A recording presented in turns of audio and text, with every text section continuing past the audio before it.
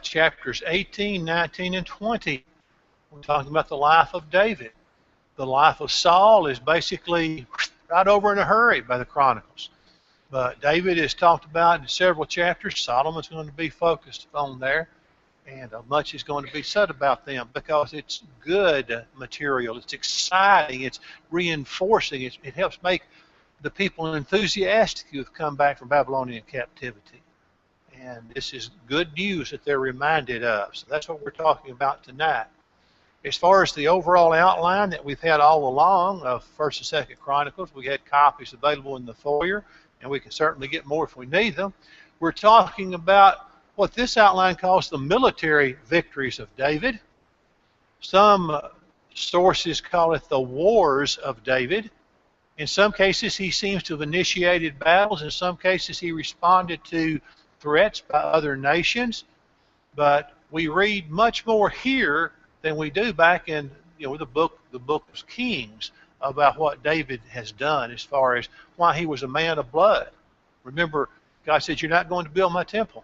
Your son will, but you're not going to. You're a man of blood," because he had fought in so many battles, and many lives had been taken in both directions in these fights. So David was not allowed that. So tonight we talk about, in a more complete way, the wars of David, the military battles that he fought.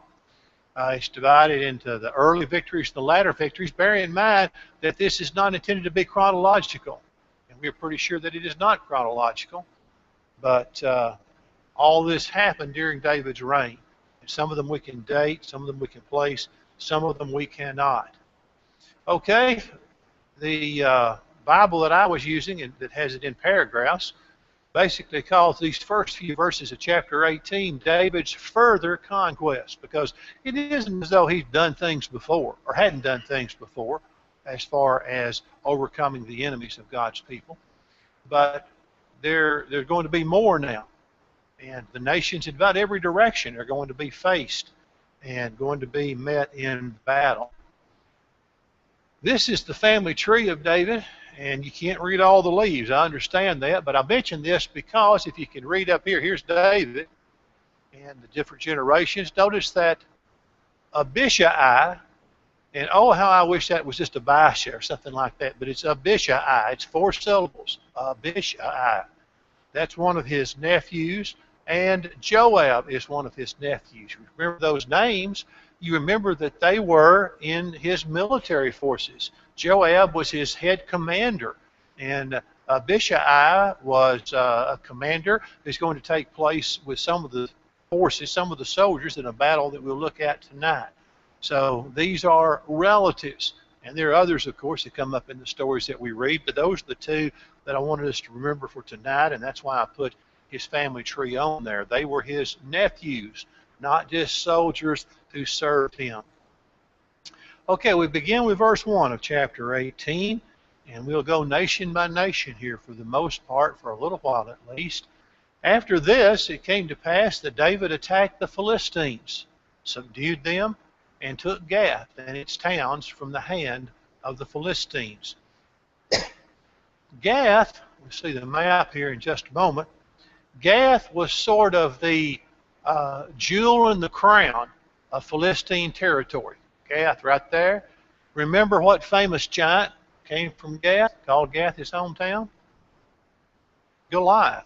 I mean, when you say what famous giant, how many famous giants were there, in the Old Testament? There were several giants, and we'll meet them later on tonight in the text, but only one that we remember his name for the most part. So there were basically 5 city-states, sort of, 5 city kingdoms, Gath, Ekron, Ashdod, Ashkelon, and Gaza, in the Philistine Empire. And Gath was the star, and Gath had little cities around it. It wasn't like, it's sort of like today, although I'm sure their suburbs didn't extend as far as ours, but it wasn't just one city, and you'd have barren space forever and ever. Smaller towns would grow up around these cities, and they would interact. There'd be trade and so forth between them. So Gath and its cities were taken, and then the rest of the Philistine territory was subdued. And so the Philistines were subdued by David at least 4 times. But remember, the Philistines didn't stay subdued for too long sometimes. And we're going to read more about them even in our chapters tonight as we move through David's reign and his career as a not only a king but military leader. Following the Philistines, we have the Moabites. Then he, David, defeated Moab. Notice we don't have a lot of detail here, do we? Verse 1, he defeated the Philistines. Verse 2, he defeated Moab. And we'll have some more detail later on, but some of them the Lord decided we didn't need a lot of detail about right here. This is just where David won a victory. He defeated Moab, and the Moabites became David's servants and brought tribute. And that continued until what happened to the United Kingdom of Israel. Until it split, it became the northern and the southern, and both were weaker and sometimes led by wicked kings in the south. And God was not blessing them in the same way, and Moab rebelled. If you remember that, we've talked about that in our past lessons. But at this time, they were David's servants. He had subdued them. They brought him tribute, and basically he was their ruler, even though they were their own people to some extent. Now, let's go ahead and look at the map here. Moab is down in this area right here. Ammon right over here. Ammon will come up a little later on, so we won't remember them. Edom is down here, and we won't see it on this map. I think we have a map later that will show it, because all of these nations were off and on enemies of God's people. Now, do you remember what happened in Numbers chapter 24? You remember the guy whose donkey talked to him? Yeah, Balaam. He's supposed to come and curse God's people as they were making their way through here.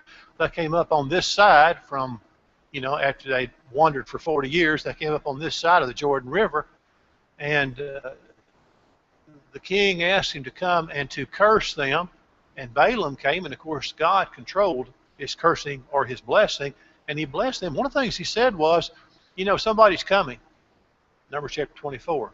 And he's going to smite you, Moab. And he wasn't talking about the Lord. He wasn't making a messianic prophecy there. He was talking about David coming many years before he did. And sure enough, that's exactly what happened. David came and made it very hard on the Moabites, which is interesting for what reason? What past history do we know about David that we wonder why was he so vicious with the Moabites in this particular battle?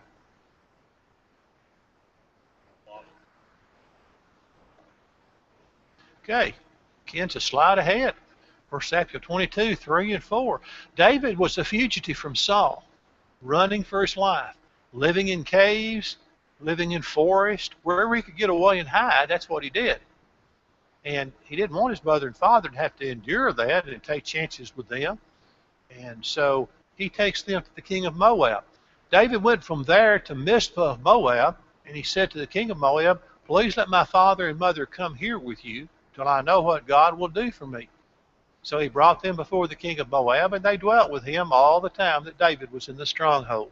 So while David was on the run, hiding from Saul, until such time as his kingdom was more established, Mom and Dad found sanctuary in Moab. And so something had to have happened, and we don't know what it was. The scripture has not told us what it was that made David so upset with Moab that he punished him in a very fierce way, which our text does not talk about, but back in 1 Kings it does. So some kind of atrocity must have taken place for him to feel differently about them, because they took care of his mom and dad during this time. Beyond that, who was David's great-grandmother? Ruth the Moabitess. Okay, that's a person who comes from Moab. So David had connections with Moab, but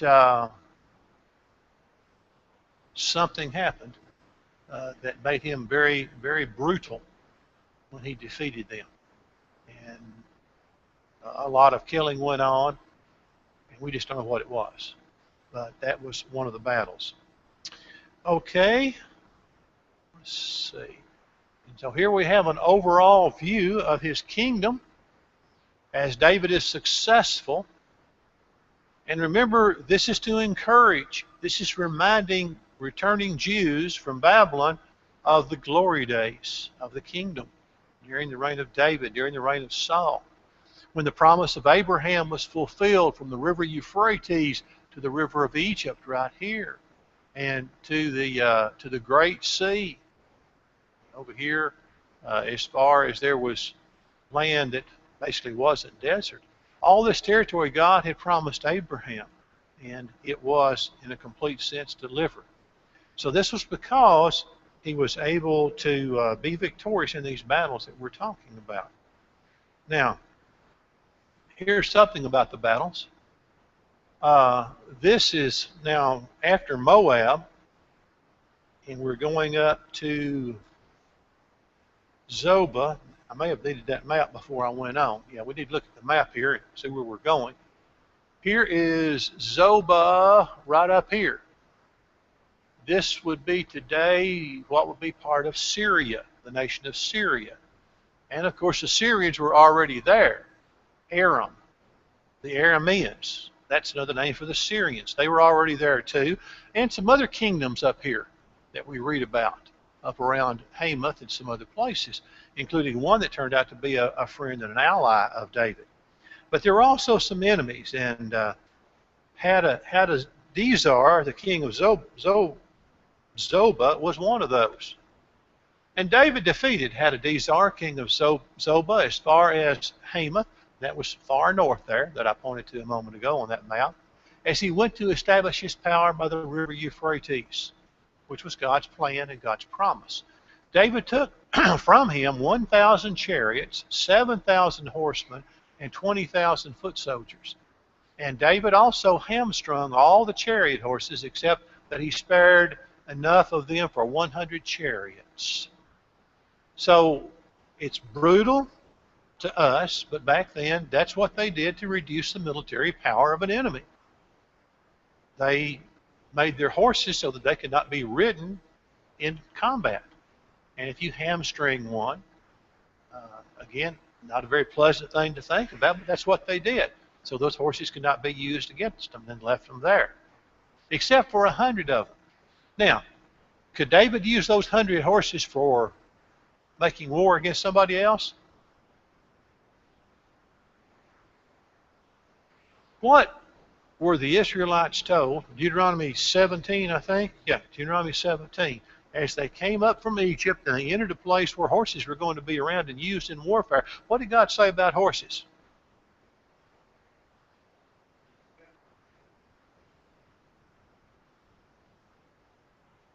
Don't gather too many. I don't want you trusting in horses.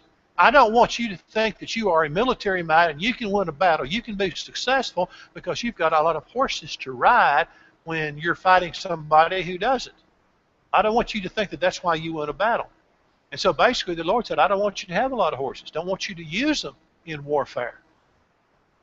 And so these horses, these 100 that he spared, would have been probably for some kind of processions or things like that. But they were not to be used in warfare because the Lord did not want them depended on in that way.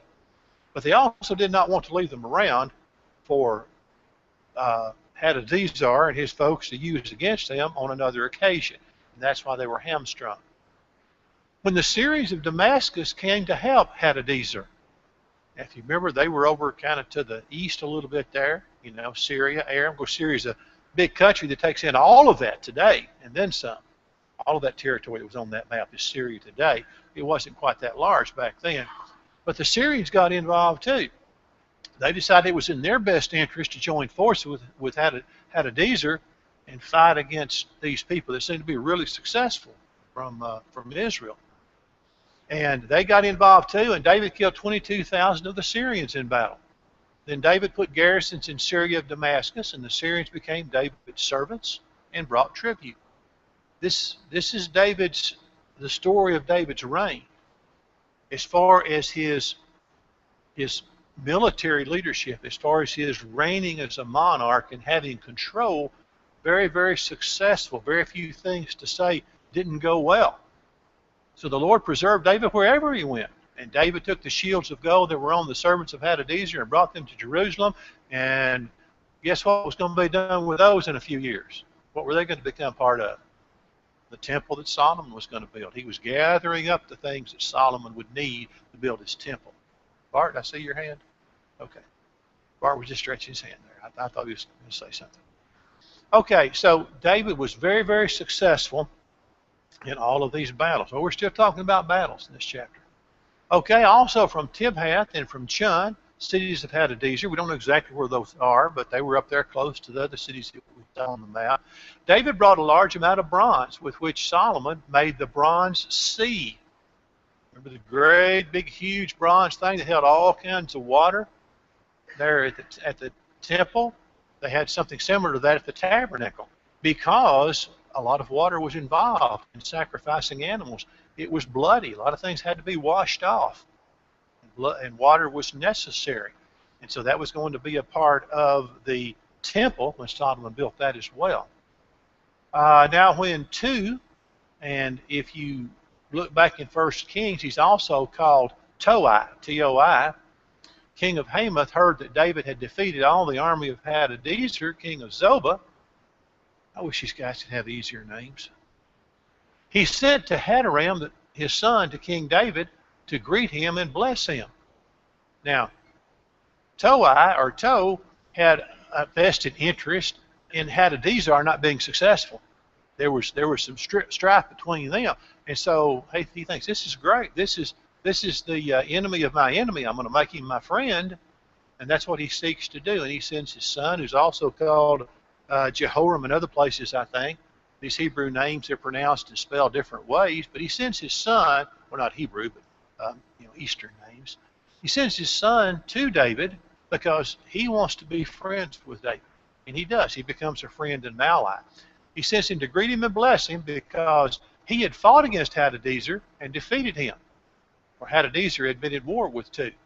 And Hadaram brought with him all kinds of articles of gold, silver, and bronze. So what David is doing, though he cannot build the temple himself, he's building up this huge storehouse of precious items that Solomon will be able to use, his son, when he does build the temple.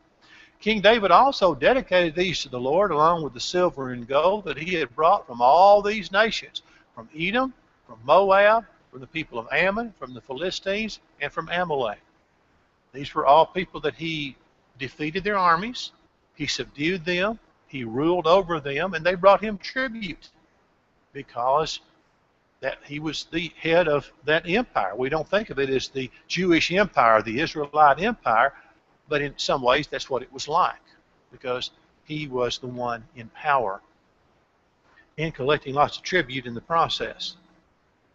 Okay, show the map again here, and we want to see, just kind of refresh our minds.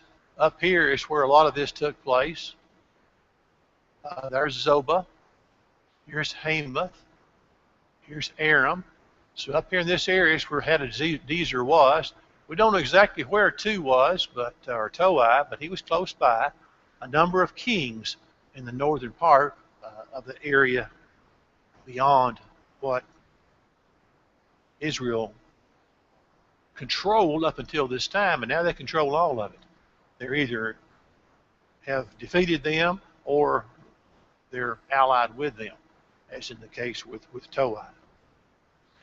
Okay, one more in this chapter, and Abishai, the son of Zeruiah, killed 18,000 Edomites in the valley of Salt. Who was Abishai? That's that family tree that I showed you. He was not in charge of David's army. Joab was the head commander, but Abishai was one of David's mighty men. He was successful, he was brave, he was a good fighter, and he would lead some of the army into battle. And this is one of the battles that he did against the Edomites. Now, what do the Edomites and the Moabites have in common? What's your common ancestry?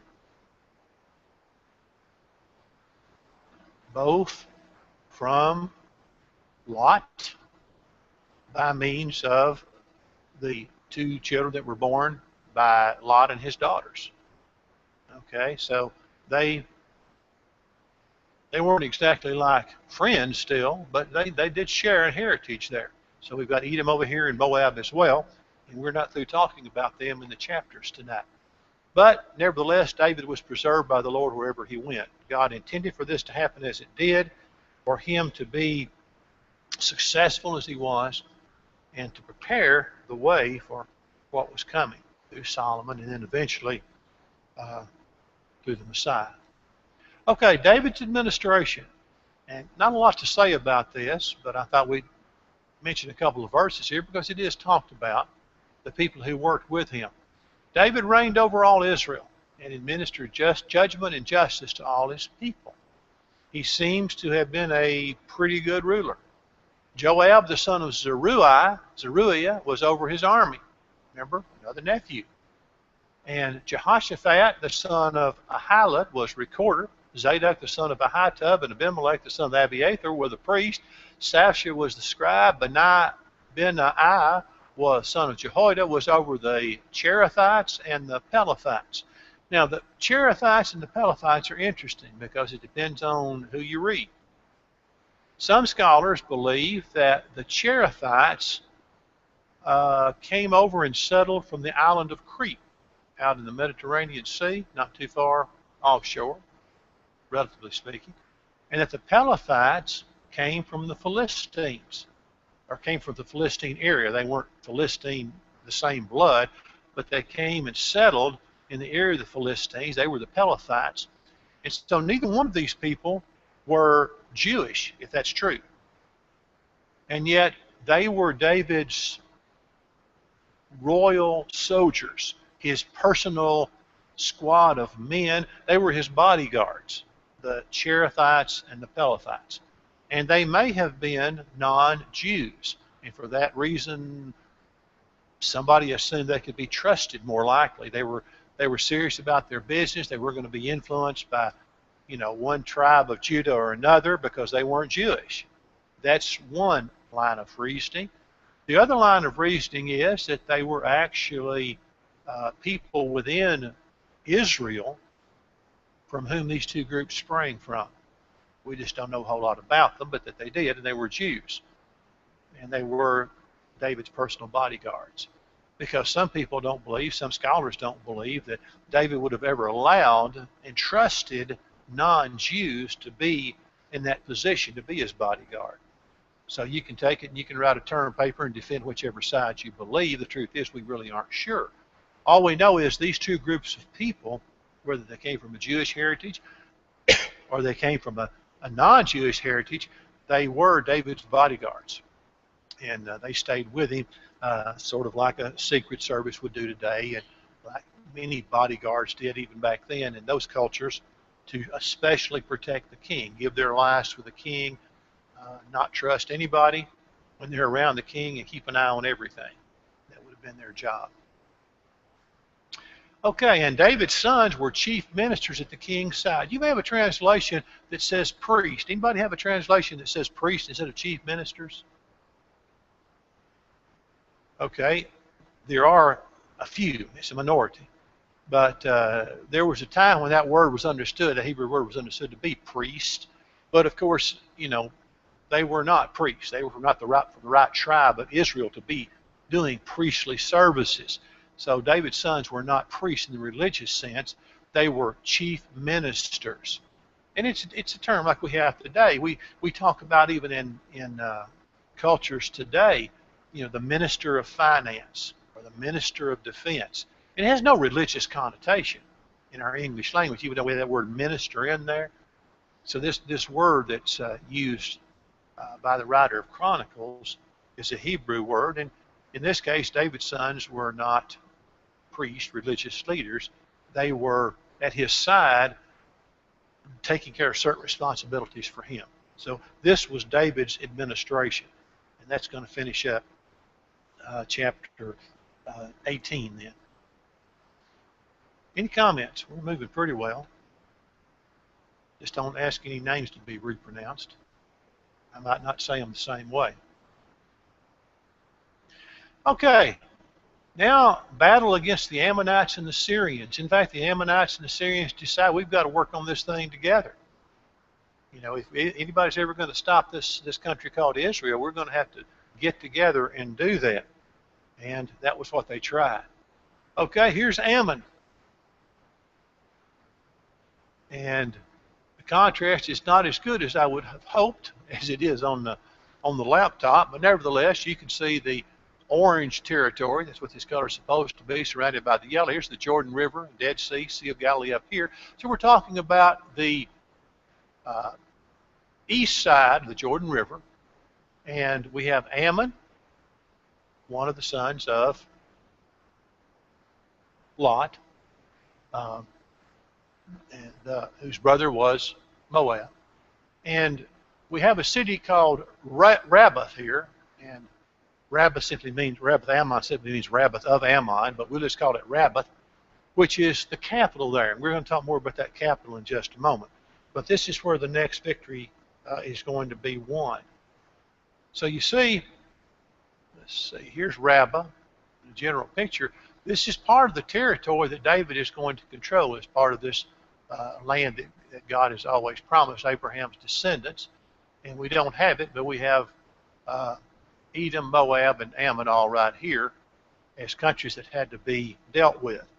All right, now, as we move into 19, it happened after this that Nahash, the king of the people of Ammon, died, and his son reigned in his place. Oftentimes, when the kings change power, things change. They may go from more volatile to less. They may go from peaceful to war. We don't know. But in this case, David had an interesting response. David said, I will show kindness to Hanun, the son of Nahash, because his father showed kindness to me. We aren't exactly sure in what sense that happened, but that's the way David felt. He was doing something genuine, doing something sincere. So David sent messengers to comfort him concerning his father. That's what leaders do today still, don't they? Not so much to comfort, but they go out of respect. Somewhere else into when a world leader dies, you know, people from all over the world come representing their countries, and they attend the funeral, the memorial, or whatever. David sent messengers to comfort him concerning his father, saying, I'm sorry. You know, your father and I, we had a good relationship. We were friends. So I'm sorry that this has happened. And David's servants came to Hanun in the land of the people of Ammon to comfort him. Okay, everything's going well so far. Well, this is going to be a good thing. Good is going to come from this. No.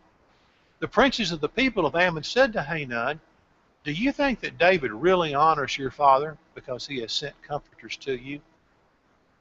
So what we have here is a lesson on being suspicious about people, isn't it? Isn't that something that's representative of mankind as long as mankind has been around? To take something that is good and noble and pure, and somebody's trying to do the right thing to the best of their ability, and somebody else says, nah, you're doing it for some other reason. You know, God doesn't like that very much. Never has. But that's just another sermon we'll have sometime. That's what these folks did. They convinced their leader, and apparently it came from them. The thought didn't originate with Hanun. Apparently he would have accepted his sincere condolences. But the princess says, no, David's got something else in mind. Did his servants not come to you to search out and to overthrow and to spy out the land? You know, don't you know they're just here as spies. They're here to see, you know, if there's something they can come and take, and how they can win a victory, where our strengths are, where our weaknesses are. And of course, people could do that back then, but that wasn't what David was doing. Therefore Hanun took David's servants, shaved them, cut off their garments in the middle at their buttocks, and sent them away. Hanun shamed them in two ways. And sources disagree on which of those was probably the most shameful. We would think that being exposed and somewhat naked because their clothing had been cut would have been pretty shameful.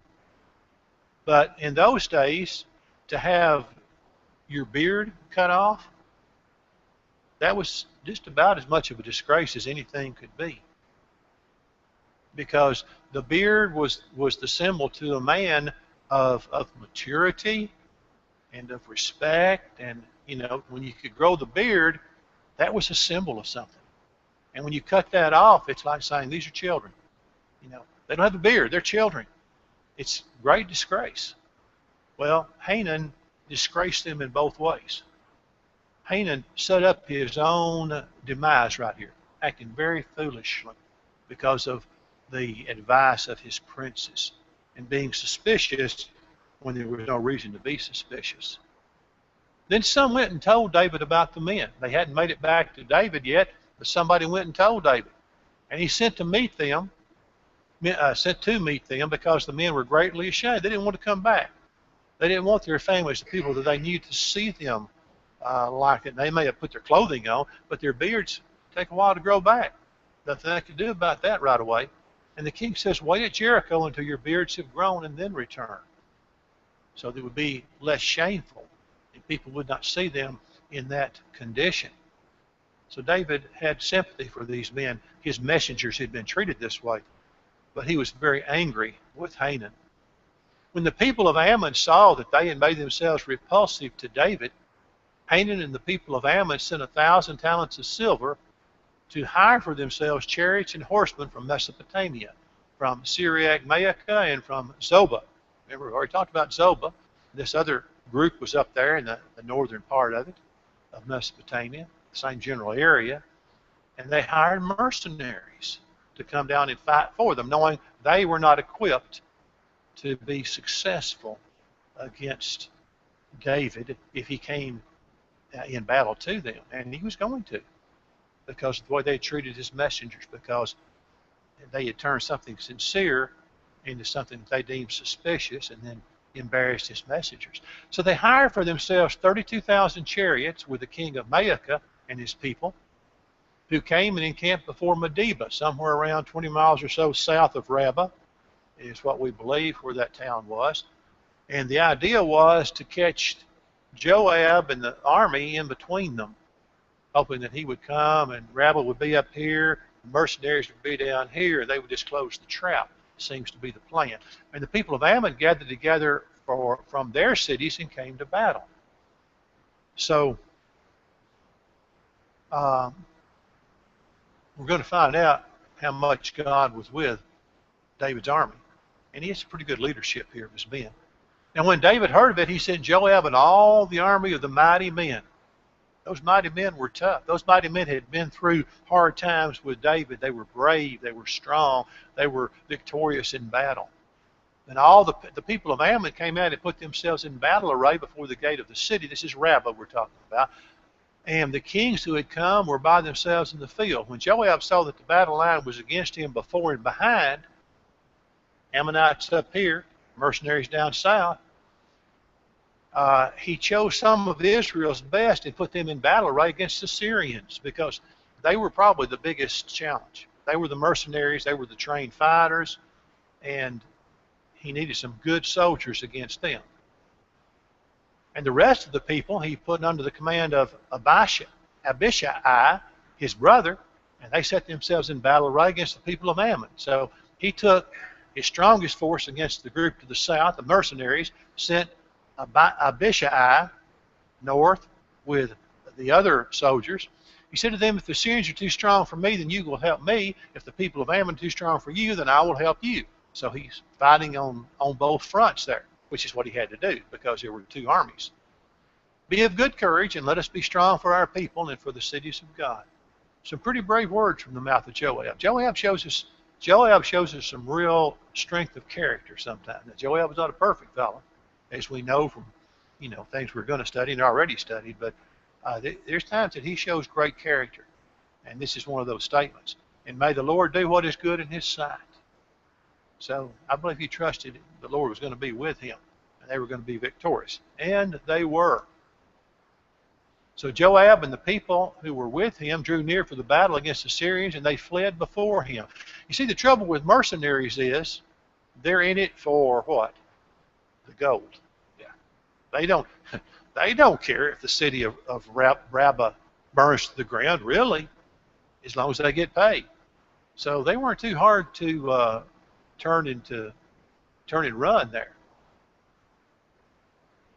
When the people of Ammon saw that the Syrians were fleeing, they also fled before Abishai, his brother, and entered the city. So Joab went to Jerusalem. So they won.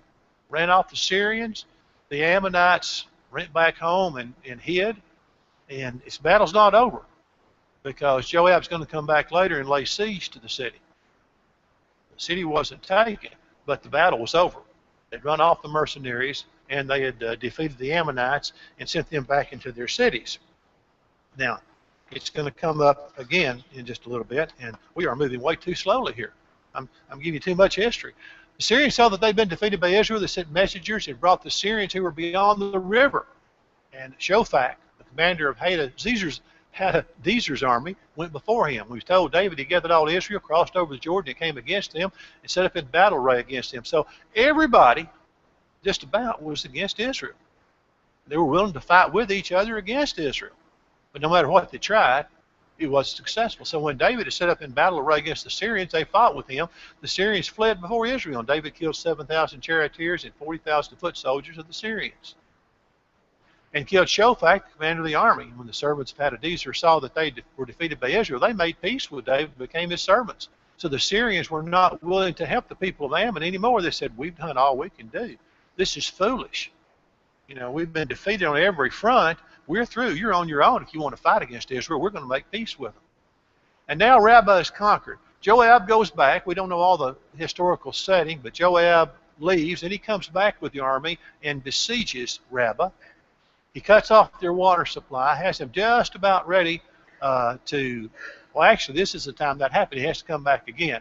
Okay? It happened in the spring of the year. Do you remember when that was said in 1 Kings?